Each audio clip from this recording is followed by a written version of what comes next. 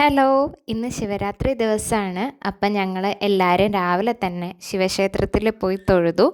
എല്ലാവർക്കും ശിവരാത്രിയുടെ ഐതിഹ്യം അറിയാമെന്ന് വിശ്വസിക്കുന്നു.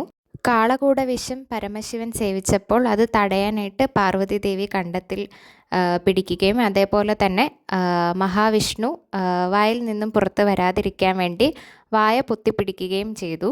അങ്ങനെ കാളകൂട വിഷം ശിവൻ്റെ കണ്ടത്തിൽ ഉറയ്ക്കുകയും നീലകണ്ഠൻ എന്നുള്ള പേര് ശിവന് ലഭിക്കുകയും ചെയ്തു.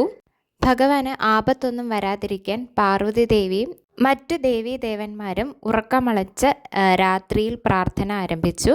അങ്ങനെ ഉള്ള രാത്രിയാണ് ശിവരാത്രി എന്നറിയപ്പെടുന്നത്. അങ്ങനെ ഇതാണ് അതിൻ്റെ ചെറിയൊരു സമ്മറിയായിട്ട് പറയാൻ പറ്റുന്നത്. അപ്പം ഞങ്ങളുടെ അടുത്തുള്ളൊരു അമ്പലത്തിലാണ് പോയത്. അപ്പം അവിടെ ഞാൻ എപ്പോഴും പോകാറുള്ളൊരു അമ്പലമാണ്. ഒരു പഴയ മോഡൽ ഒരു അമ്പലമാണ് അത്. എനിക്ക് ഒത്തിരി ഇഷ്ടമാണ്. അവിടെ നല്ല പീസ്ഫുള്ളാണ്. ഇന്നിപ്പം നല്ല ആളുണ്ടായിരുന്നു.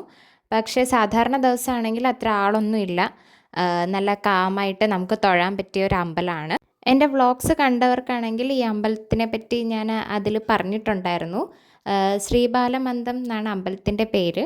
അങ്ങനെ രാവിലെ നല്ല ഐശ്വര്യമായിട്ട് അമ്പലത്തിലൊക്കെ പോയി തിരിച്ച് ഞങ്ങൾ നേരെ വീട്ടിലേക്ക് വന്നു.